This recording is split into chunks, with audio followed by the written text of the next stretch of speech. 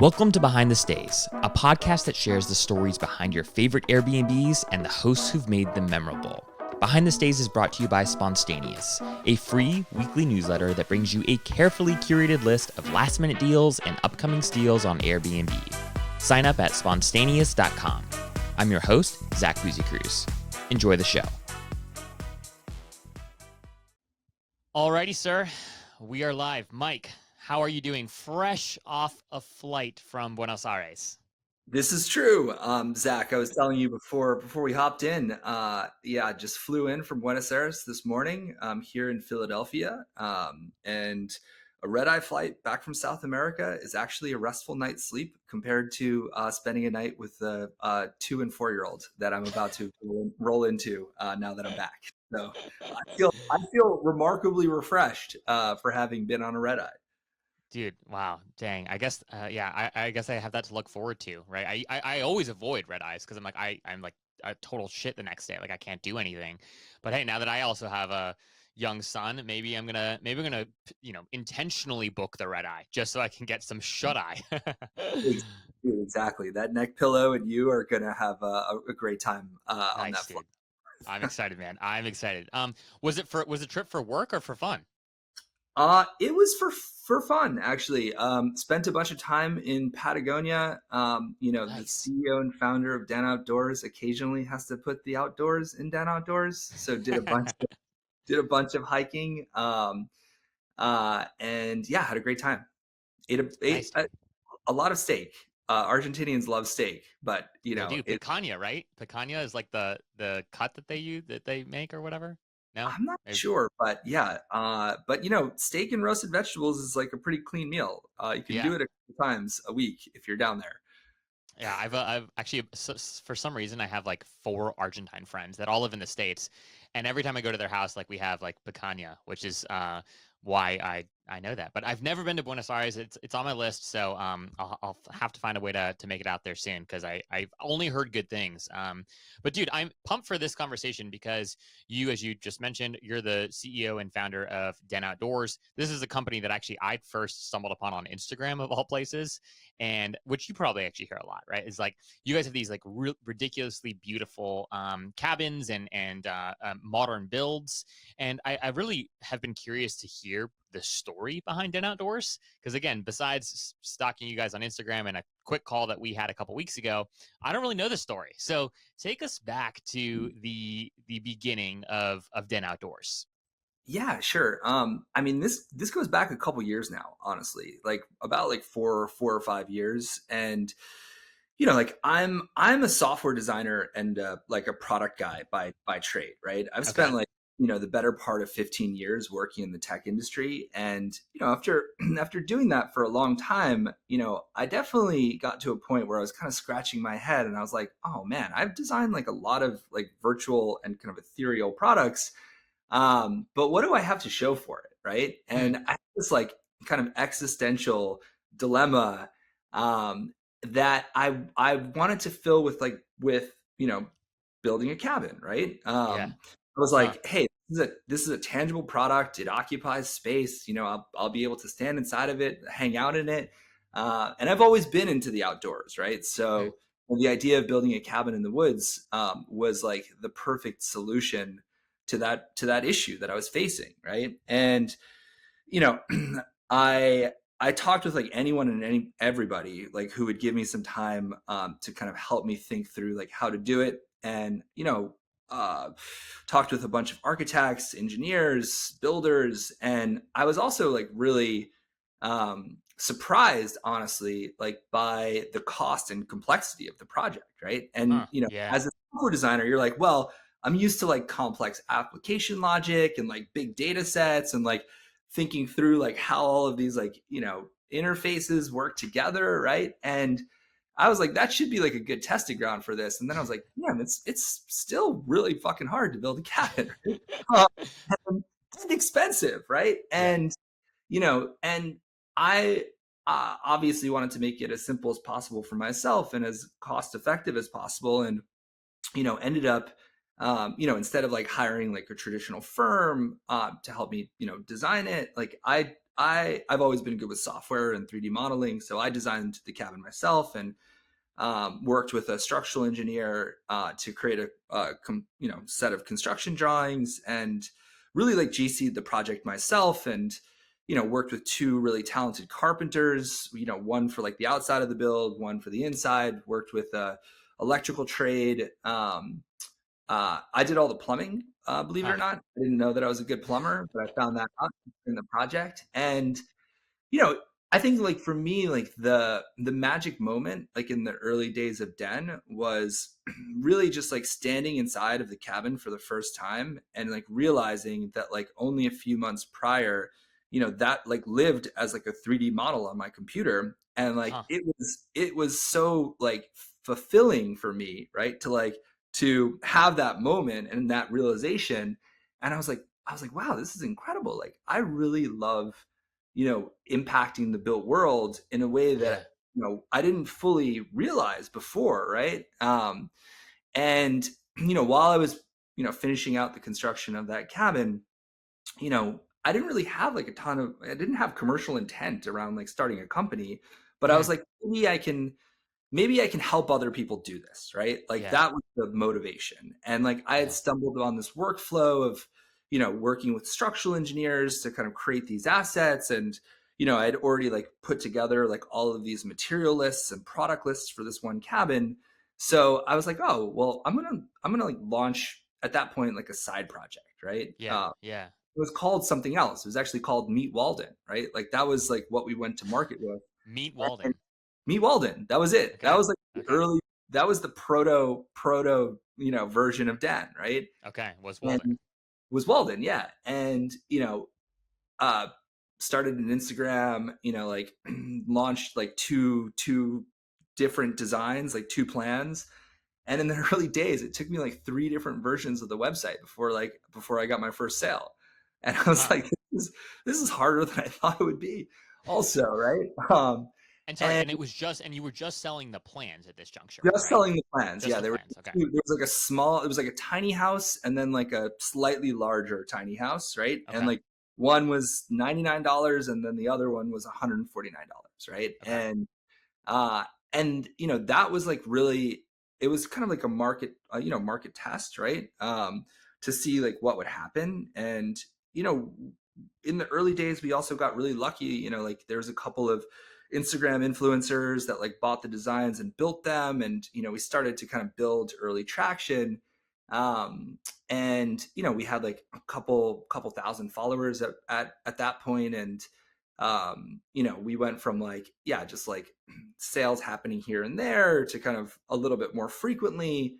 And all of this was happening like while I was working for a WeWork company, right? This was like truly like side project status, right? And I was like, oh man, if this side project helps me like pay some of my mortgage, I'm like, this is gonna be incredible. Like I'll be like, Yeah. mission complete, right? Like, and then what started happening like in parallel, right, is WeWork attempted their IPO like the first Yep. time. This was And like when sorry, just Mike, just to back up a little bit here. So you worked for a company called Conductor, right? Which was yeah. then acquired by WeWork. Is that So correct? yes, so Conductor is a marketing technology platform that focuses on SEO and content marketing, right? Okay. And Yep. I started working with that business right after they had been acquired by WeWork, Okay. right? Got it. To help Okay. kind Okay. of build out the product team, right? And because they were part of this WeWork family of companies, right? Like everyone was like tied to what was happening, to the parent company, when they were attempting to IPO, right? Sure. And that was like a really fascinating experience, right? To like be on the inside of that. Yeah. Oh, I have Because so many questions. We could have a whole interview just on that. like, I mean, like, the craziest thing, honestly, is like when large media companies like scoop internal news, right? And Mm, it's like we were reading about what was happening to the IPO like before the internal meeting was held, right? Like at the company, like the all hands, right? And I was like, wow, this, this is wild, right? And while that was happening, my kind of like the gears were turning for me, right? Because I was like, I don't think this is looking good. I don't think this IPO is happening, and I think this company is gonna, have to change direction, or at least I'm gonna have to change direction. And then, meanwhile, like Meet Walden, like the little side project that could, like, was delivering, like decent performance, right? And Yeah. you Yeah. know, I'm like an evidence led product person, right? And I was like, wait, this is kind of working, right? Like I'm like, there's something here, right? And at that point, like we, we already had one kid, right? Like I had just, I was like wrapping up this stint as an executive for this company, like, and like WeWork was a big company, right? It is a big Yeah. company. Like it was like working corporate at like a cool Yeah. corporate, company, right? 100%. And then I was like, all right, I'm going to leave and I'm going to like really give this a shot. Right. And, I had like full conviction that I was like going to make it work. Right. Because like the evidence was there. Right. Like we had like built up some momentum, and, it was, yeah, it was like a shift in mindset from like thinking about it as a side project to like making it, attempting to make it like my full-time gig. Right. And what was the evidence, right, that you had in front of you that indicated that? Was it purely just like, oh my gosh, wow, like the sales that we're generating each month are just increasing by 20% month over month or 200% month over month? Like, what was it purely just the number of people buying the plans, or were you getting like DMs and requests for other things? Or like, I guess what was the evidence that gave you the confidence to make the Yeah. shift? Yeah, totally. I would say like it's like a holistic set of factors, right? Like, Okay. followership on Instagram was increasing, activity was increasing, like we had more engagement, more DMs, right? Like more Yeah. customer support questions.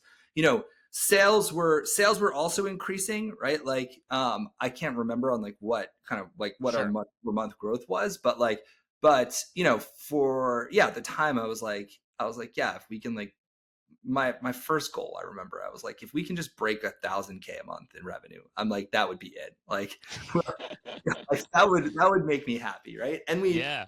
exceeded that, right? And yeah, at that point, it was like generating like a couple $1,000 a month, right? And that was like enough, right? Like, Yeah. it Yeah. certainly it certainly wasn't. We weren't like ramen profitable, right? But No, but it like was a signal. It was a true signal. Yeah. Truly, exactly, right? And like when you get people to like part with their money, right? And they're happy about it, and like they end up doing something with it, right? Like that's like the probably the most compelling signal, right? Like Yeah. we weren't getting like requests for like, refunds. People were like actually doing stuff with it or happy that they made the purchase, right? So then I was like, all right, I'm gonna now seed this business with some personal capital. And Yeah. at the time, I was kind of also like getting a little tired of the name Meet Walden, because like it was, there was like senior citizen centers called Meet Walden or Walden. Everything is called Walden, right? In that category. There's the hospitality brands called Walden. Yeah. Like it's yeah, I was like, we can't do this, right? So, you know, spent a couple $1,000 on like a new brand and a new identity, and worked with like a really, really talented, creative director, art director in Berlin, named Philippe, right? And, I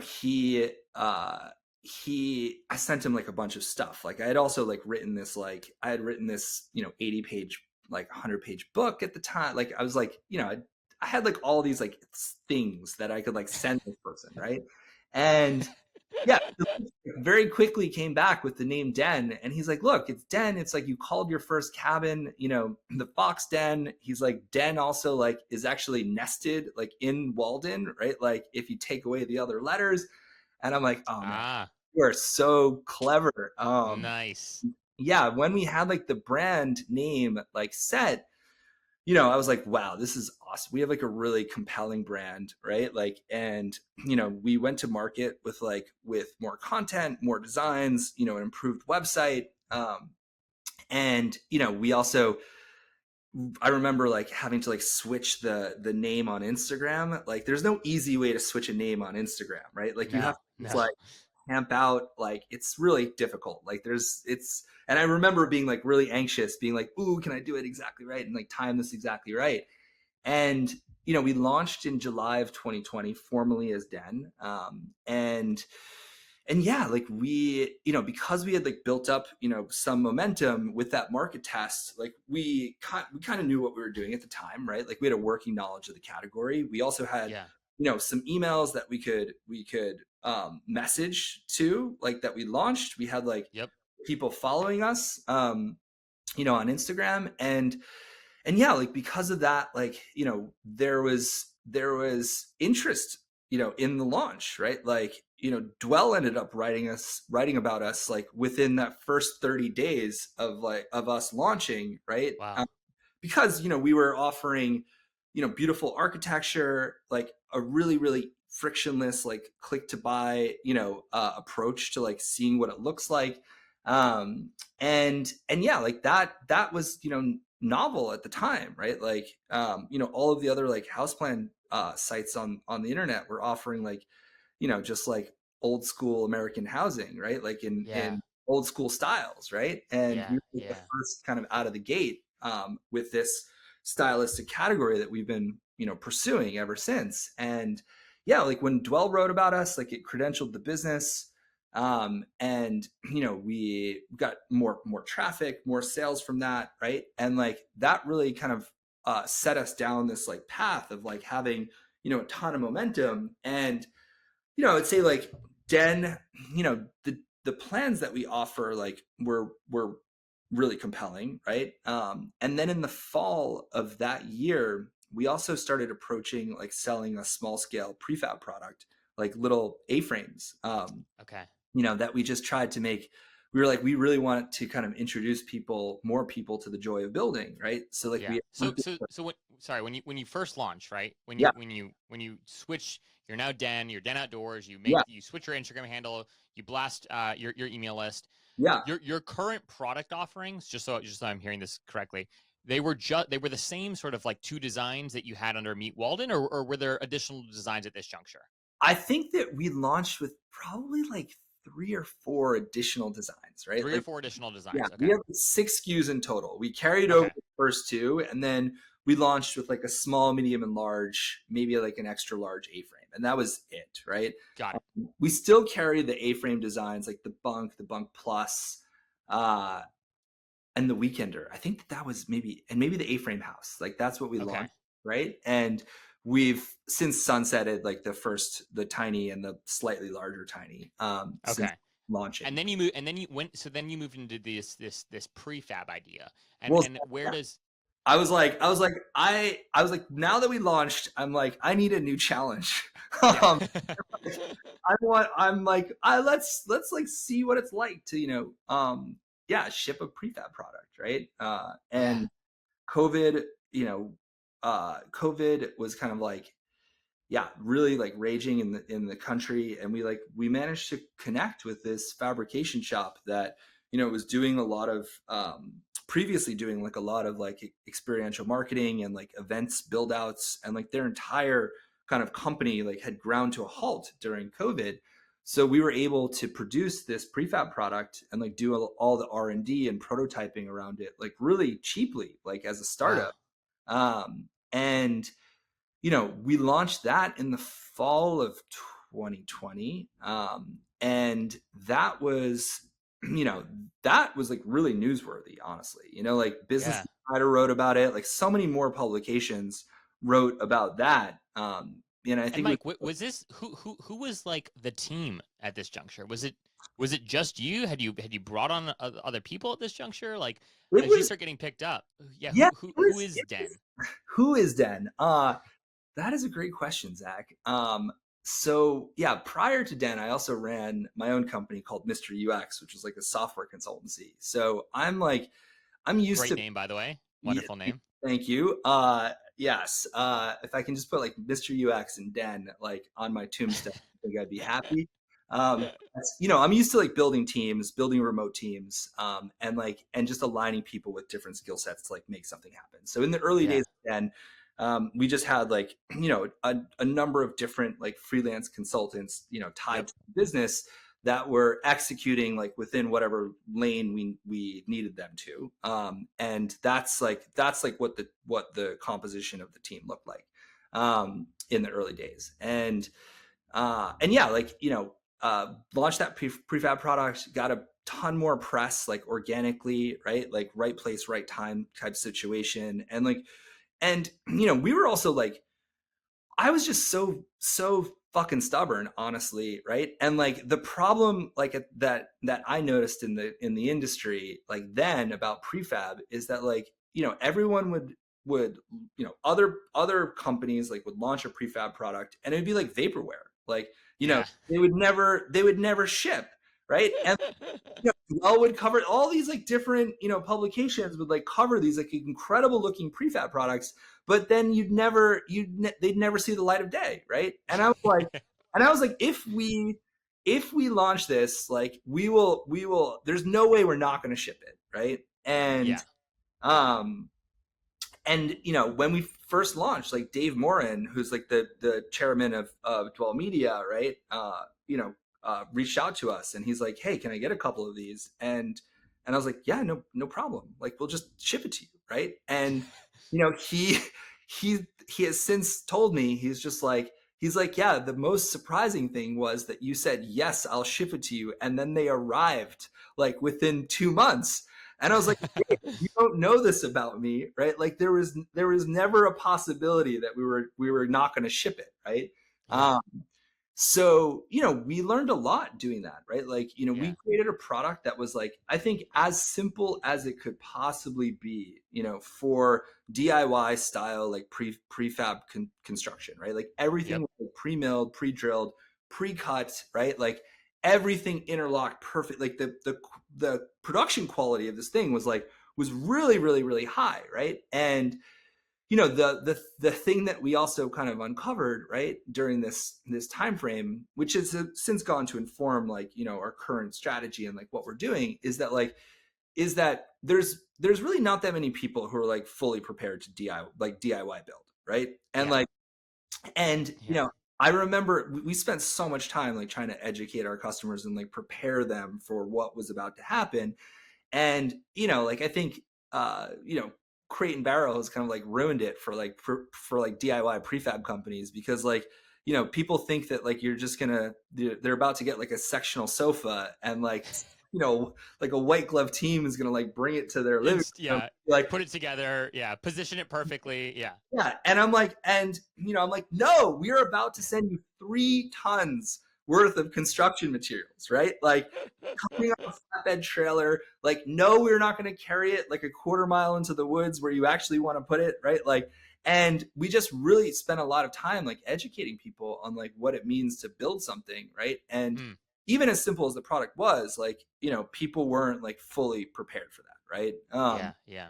And it's just like a logistically hard business, right? Like Yeah. we were selling like one-off prefabs like nationally, right? Like those Yeah. prefabs exist, like there's like some in California, there's like Montana, like they're all over the place, right? We've got this like Yeah. little like push pin map of like where all these like prefabs are.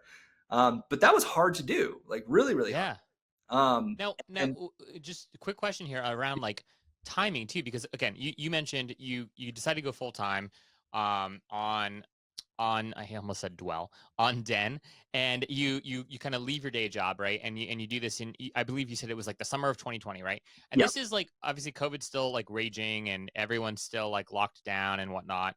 And but this funny thing is happening at the same time, which is like everyone and their mother is starting to think about starting an Airbnb, right? Or like, oh, like maybe I could go work from an Airbnb for a month, or hey, like what if we just like went on the road and like stayed at a couple of Airbnbs and worked from there? Like there was like this like cultural like event that just like swept through the nation, right? Where people were thinking again and again, especially as COVID checks started coming out, right? Like, and people had a little bit more disposable income than they might have historically had, right? There was so many like there were so many factors, right? That were sort of like colliding at this particular moment in time. I'm curious, like how do you think, like how did that affect you guys? Because what I would imagine is like who were these early customers? Like were they people that you would expect, or were they like an Instagram influencer that was like, hey, I want one of these cool cabins. Like, how do I get this done? Like, how did I guess the cultural and sort of like the cultural environment of the time? How did that affect kind of where you all were and what you all were doing? yeah. I mean, like a lot of people uh, will say like, hey, Mike, like right place, right time, like for the launch and for the launch of that prefab product. And while that might be true, like not many people know that for like a year or two, I was like running this like this side project market test that like would ultimately become, the business. It's Yeah. not like I opened up the New York Times and I was like, oh, COVID's happening. We should like launch a cabin company, right? Like years of like dedication and passion, right? Like leading into the perfect, perfect moment launch. But I would say like um, as if you're like sophisticated investor, people are like constantly looking for businesses that like are propelled by great tailwinds, right? Like market level Yep. tailwinds. And I think like for us, like that happened, right, as a result of not only COVID, but like, yeah, changing behavior in like in where people were working, right? Like the shift to remote work, right? Like a resurgence in like in being interested in like the outdoors and outdoor settings, right? People were Yeah. like Yeah. camping from cities at that point. And like all of that helped us tremendously, right? Like Yeah. because what it meant for us was just like was organic growth, right? Like real Yeah. true organic growth, like and organic press. Like we launched we didn't hire a PR company, like we didn't like reach out to Business Insider, like they just found us and they were like, hey, Yeah. we write about you, right? And like I Yeah. think Yeah. that's that's like what founders today like have to hire PR companies for, and like you've got to throw a ton of like resources and energy at that to make it happen for your business. And that stuff just happened like organically, right? Like at Yeah. that time, Yeah. right? And like that's those are like the benefits that we saw then, right? And yeah, like that, we're super thankful for that, like for those conditions to have happened, because yeah, that was like, I ended up bootstrapping Den, from that like first, small like round of capital that I threw into the business, like all the way up through to a 7-figure business inside of Wow.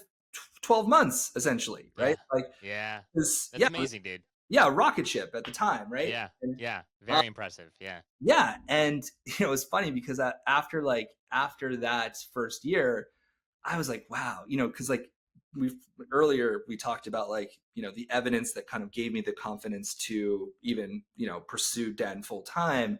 And then after we ran the business for a year, I was like, wow, this is a really compelling business, and like, and we're gonna try to raise venture against it, right? And Yep. because at that point it was like I was like, okay, like this is like a bootstrapper success story. Like we know where we're gonna go, like in terms of strategy, right? And let me like give raising venture a shot. And I had never raised venture before.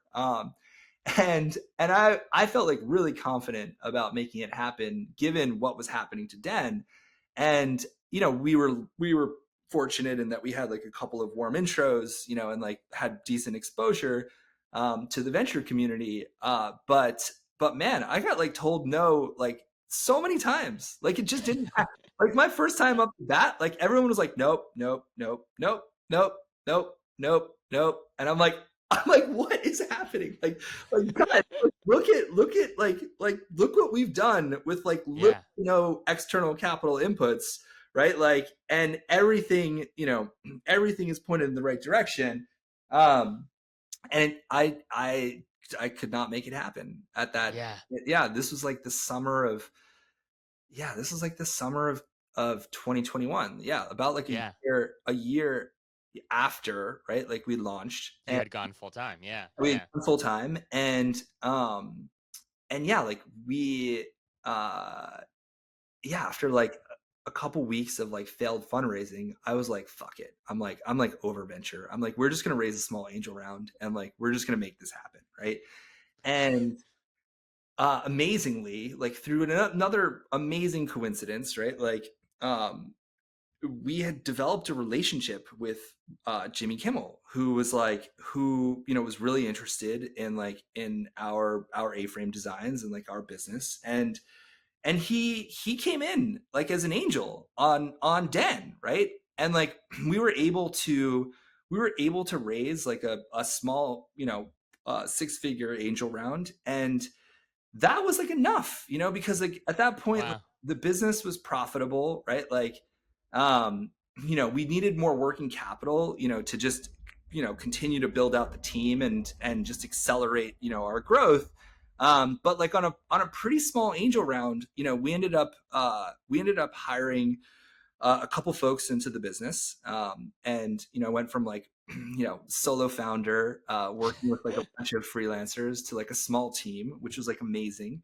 Yeah. And we also had like enough working capital, to give me the confidence to like to make those like full-time offers, right? Yeah. Which was Yeah. great. So um and yeah, that's like that brought us essentially through to the what is that, like the winter of 2022.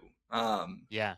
And yeah, it's like the winter slash spring of 2023 now, right? So from when we made those hires through to now, and like when we raised that angel round and made those hires through to now, what we've done, right, is, well, first we've worked on we worked on this like incredible project with Jimmy and like his business partner out in Idaho, right? Like we're building this like 20,000 square foot development of 10 of our A-frame designs, Wow. the A-frame family, right? Like, and because we had this like previous prefab experience, like we actually ended up like prefabbing that development and like shipping all of it like to Idaho, right? Which was like a really, really cool, like we're like, hey, by the way, 10 of these homes are coming to you right now. Yeah. And Yeah. yeah, and like we put the whole thing together, right? So like we created and we shipped that project, right? We've continued to build out, our design catalog, right? Like we have like over 30 SKUs now. And we came up with like with the strategy that like would ultimately yield us like unlocking like our first formal venture round, right? Yeah. And everything happens for a reason, Zach. I know it's cliched to say, right? But like a lot of the relationships that we made in like that first attempt to raise venture, like we kept in touch and involved them. And one in particular, like we spent a bunch of time with, and we would just send them like our data, right? We'd send them like our like internal documents, like our Q2 Yeah. report, like, and there was like Yeah. shitty looking internal documents, like nothing was like formatted for external consumption, but we were just like, here, this is like what we're doing, Yeah. right? Like Yeah. this is Yeah. what the business looks like with no lipstick, just like it's like this is it, like an unvarnished view, right? And we ended up connecting with our lead investor like without actually having to pitch them, because they were just Huh. like, the data is so compelling, and you guys are operating at like such a high level, even though your documents look like shit, like the strategy is good, right? Yeah. Yeah. And we ended up signing a firm called Gutter Capital that's out in New York.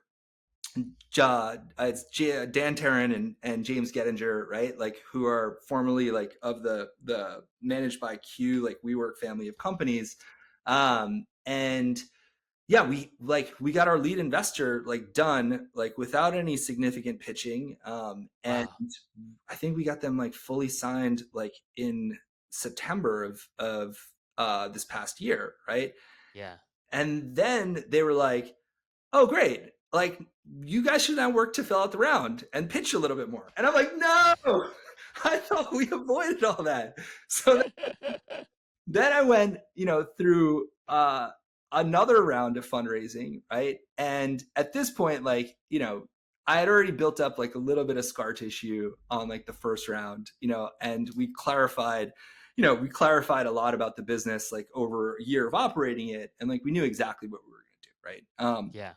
And I still got a lot of no's, honestly, Okay. but the no's were different this time because, like, the macro conditions, like in the economy and in the housing industry, were really challenging, right? It wasn't like Yeah. there was a very like the trend was like macro essentially. They're like macro. Yeah, sure. Like we're not Sure, going to sure. invest in a housing company right now, right? Um, and then like shortly before Thanksgiving, we ended up connecting with another firm, Crossbeam VC, who would effectively be like our co-lead, right? Wow. And we ended up raising $3 million in total, right, between Okay. them and a couple angels. And that represents like our first formal seed round as a business. Yeah. And really, So and what was it that you were pitching? Like what like so how do you go from, right? So a venture business, right? When yeah, I think about a venture business, I don't think about, a company that's selling some designs and maybe even like one or two prefab homes as like a venture business. So what was it with respect to kind of growth that you all saw, beyond wanting to expand the team, probably expand some of your SKUs, but like yeah. what were you pitching these investors about what you were trying to build? It's a great question, right? So as I said before, right? Like I'm like a very evidence driven person, right? And like the number Yeah. one question our customers had asked us for like 18 months, right? Was like, who can you help me? Like, who can you send to me to like help me build this thing, right? Like, or Ah, do you have any builder referrals, right? Who's yes. gonna actually do it for me, right? And like, we having like launched that prefab product, we realized that like customers aren't going to DIY it, right? And like No. most of the time, our customers like buy our digital plans, right? Like they're, I would say like almost 99 out of 100 times, it's like a builder supported project, right? Uh, Yeah. Yeah. and maybe more. It's like 999 out of 1,000 times. It's like there's very few people who like have the patience for like DIYing something that's like as complicated as a house, right? So that was like the number one question, that we were asked over the course of 18 months, and like that really led Yeah. us to the strategy of like building a marketplace, right? Building a platform and a marketplace, right? That essentially connected, people who wanted to build cabins and homes to the builders that could do it in local markets, right? And Beautiful. yeah, Beautiful. yeah, and it's as simple as that, right? And because I have this software background, like building out the product and platform strategy was kind of like it was something that I could like lean into pretty easily. Building out the business model, it was something that like was pretty kind of intuitive for us, right? And it's really simple. Like we're Den is moving in the direction of being like a dating app for builders, right? Like and and like the kind of unique thing that we're doing that's different, I think, than like an Angie's List or a Thumbtack or a House Yeah. is that um is that we've gotten really good at like producing these digital plans and like the construction documents and like all the materials lists, like everything that goes into like building the house. So like unlike a Thumbtack or an Angie's List that just like has you fill out a form and like kind of does like a loose handshake between like you and the service provider, like what we're doing is we are really like aligning the customer and the builder to like the exact design, the exact specifications, like every single detail, like down to the doorknobs, like down to the appliance package, right? So there's Beautiful. no Oh God. you know there's Yeah. no there's no way to kind of like wobble right around like what you want and or what's going to be built for you, right? Which is unique in the custom home construction world, right? Because like a lot of the times, like when you approach building a custom home, like a lot of those details haven't been figured out yet, right? so Yeah. so the owner is like, hey builder, I spent like the weekend on homedepot.com looking up like different what do you think about this? And the builder's like, I don't care, just pick one, like Yeah. like Yeah. Yeah. Yeah. back and forth, right? But or yeah, or like or also just like the estimates of like what it's gonna cost to do something, right? Like a lot of the people that I have on this show, they've built custom A-frames or they built custom cabins from the ground up, and every single one of them is like, yeah, this was like 4 times as expensive at the end of the day as I thought it would be going into it. if yeah, if they can work with your one of your product offerings, for instance, right? I would imagine, right, that your costs at the offset, at the the on front, so to speak, of the project are much clearer if you do really understand what the plan is, who's building it. You can probably have a much more accurate sort of like estimate going into the build, is what I would imagine. Exactly, right? Like we have essentially like so we spent the past couple of months like R&Ding a capsule collection, right? That we're launching Built by Den, this new service with, right? And Built by Den, Zach, this is perfect timing because this new service is actually going live today formally. Ah, beautiful. Yes. I love it. Yeah, it's great, right? Like we're pushing the button on like the email to like all of our customers, like I think shortly after this like, this interview. So it's called Built by Den, right? And we have spent months really just trying to get to like a very like highly granular, like atomic level understanding of like what goes into a house, right? Like down to like yeah, like I said, down to the towel bar, honestly, in the bathroom. Wow. Like that is already pre-picked and like sitting in one of our buy lists for Wow. for a builder to just purchase and execute in the bathroom on your behalf, right? And yes, what that means for us and for the customer is I think at a high level, like we are able to deliver on timeline certainty and cost certainty way better than anyone else, right? Without having Yeah, to deliver a 100%. prefab product, right? um, Yeah. and there's a lot of benefit, right? Like you move faster because like you're not going back and forth with the builder on like what to implement, right? You have a better sense of upfront cost, right? Like, and what we're doing as a business, honestly, is there are some variable costs in construction, right? Like you Of don't, course. some properties are big, some properties are small, some properties are in between, like a driveway, sometimes short or longer, right? Like, and there are different site conditions that like may impact things like well, septic, and foundation, right? Like Absolutely. you Yeah. don't really know until like you put a shovel into the ground, right? Yeah. So on the variable costs, like we've built up a pretty good data set that gives us like higher confidence like forecasted costs on those. And what we're doing on the construction itself is from the foundation up, we are offering a guaranteed maximum price, right? Wow. And that is because Wow. we've done the hard yards in like understanding like what goes in to the project, right? So like we're able to deliver that confidently to our customers, right? And yeah, right now like we're already onboarding customers like in our launch market, which is the Hudson Valley. We actually just signed some contracts like earlier this week, which is great. And we haven't even launched yet, right? So Yeah. yeah, so This is amazing. yeah, I think I might have mentioned this to you over email, Mike, but it was funny. So my wife and I went and I did this interview with Isaac French, who is the creator of Live Oak Lake, and I came back from that, and I know that like there's some history where he's like he at least used your designs for inspiration or something. Your designs look like, or his designs look like your all's designs. But anyways, I came back from that trip, right? And I told my wife, I was like, oh my gosh, we have to do this in the Shenandoah. Like we got to do something like this, right? And literally we felt like, and I was like, I'm pretty sure there's a company like called Den that does this. So we went to your website. We were looking through your plans. We found several that we liked. We were gonna do. Do you have one called like the farmhouse or something? Or it's like not the farmhouse. It's basically it's like a larger cabin, and then there was like a small like office one. I don't even remember what they were called, but anyways, we picked three that we were like, okay, we could do this with this amount of acreage in the Shenandoah. And then the thing that held us up was I was like, oh, okay, but like then like I don't know anything about like builders in the Shenandoah. Like I don't know, like I wouldn't know who to trust, I wouldn't know who to talk to. Like we don't have the time in our lives right now to like essentially date builders, right? And so literally the thing that was like the biggest holdup to us moving forward with this project was the fact that we couldn't just click buy and have a builder execute these plans. And you guys just like solved for that, which is like ridiculously exciting.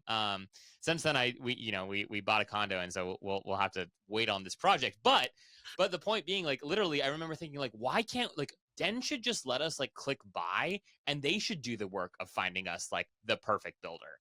And it's, of course, you guys are doing just that. We So this are, is like we are, incredibly exciting. yes, we're at least one step ahead of you on this one. But yes, and in addition to like finding the builder, like what we're doing as a company, right, is, we're not just, we're not just making an introduction, right, and then like Yeah. sending you down the path, right? Like, Mm, then actually provides 24/7 project support overlaid on top of like every single project, right? So you're actually not you don't even need to interface with the builder themselves. You can actually interface with someone on the den team, right, and like ask them whatever question you might have. And what we're really trying to do, right, is like just provide, yeah, just like a new level of service and experience on yeah. top of custom home development that like no one has ever seen before, right? So like Yeah. what we're trying to do is like have someone kind of buy a home, right, like as easily as they would buy a car. So Yeah. we're developing technology now where we'll launch it on our website in the coming months that does exactly that. And like I said, instead of just like being like, okay, here's the intro, like bye, good luck, like we're providing this project and like quality assurance layer on top of the entire thing through to like when we can actually give you the keys and you can begin to move into the home. um, Wow. and for us, like you know there's a lot of talk in this industry about the benefits of prefab, and certainly there are, within certain markets, right? But for us, like we're able to really just like deploy nationally, like deploy and help builders nationally, honestly, like with this particular approach, like a lion's share of the proceeds of the construction go into the builder's pocket, right? Like, Sure. so Sure. we're Yeah. really enabling local economies, enabling like local businesses, right?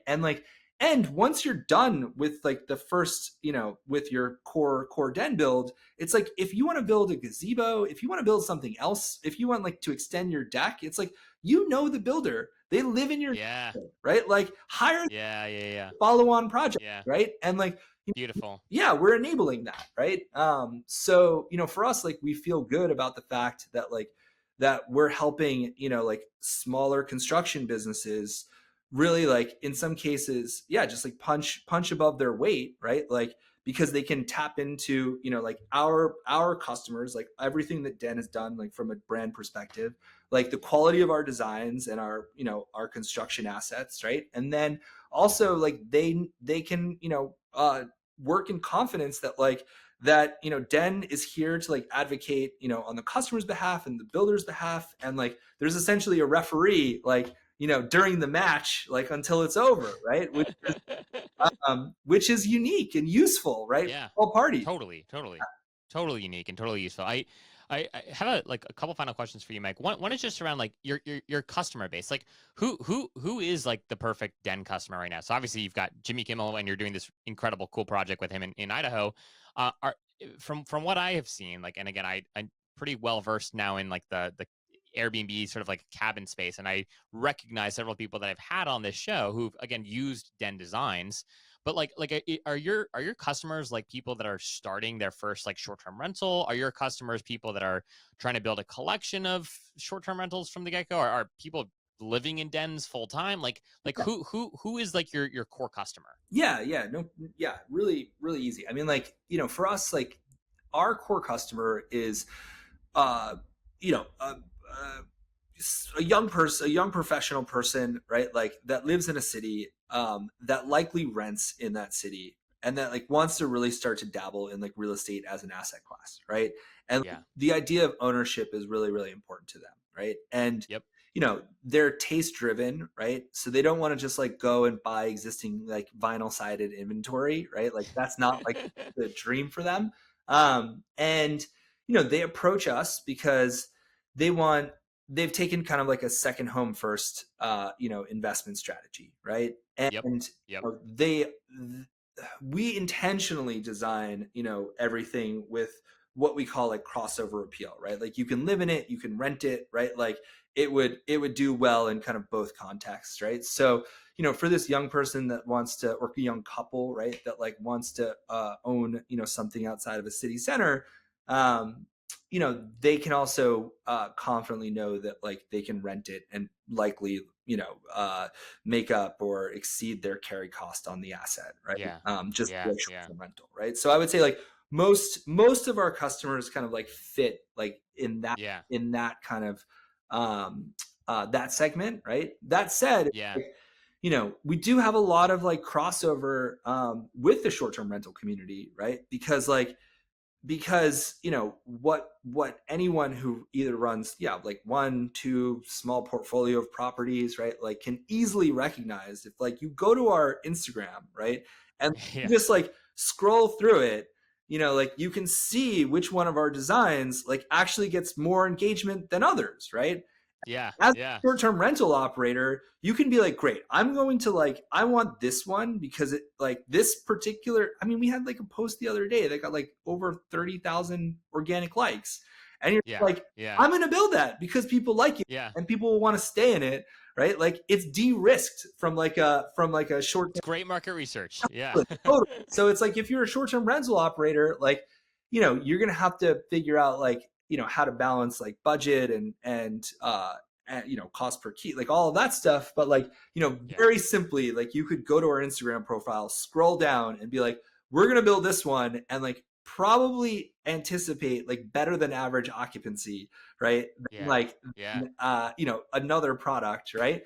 Yeah. Um, and yeah, that's really compelling for people that are doing it with commercial intent, right? Because Yeah. 100%. not only do they know that the product works right out in the open market, but like they also have the support of our brand, right? So like any Yeah. short-term rental operator, that wants to feature our designs, like we co-market, right? Like Yeah. we've got Yeah. we've got like projects in Big Bend happening now, like we've got a bunch of projects that we're launching this year, and we're here to help enable operators that want to use our designs.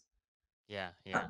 Dude, Mike, this has been amazing. I'm so inspired first and foremost by you and what you're building at Den.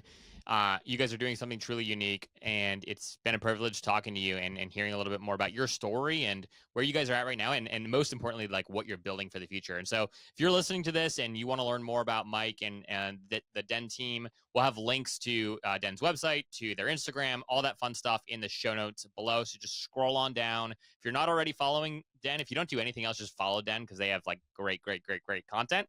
But sir, thank you so much for your time. It's been a real privilege. Likewise, Zach. It's great to hang out with you. And yes, just saying hello to everybody that listens in. And yeah, thanks for following along with the Den story.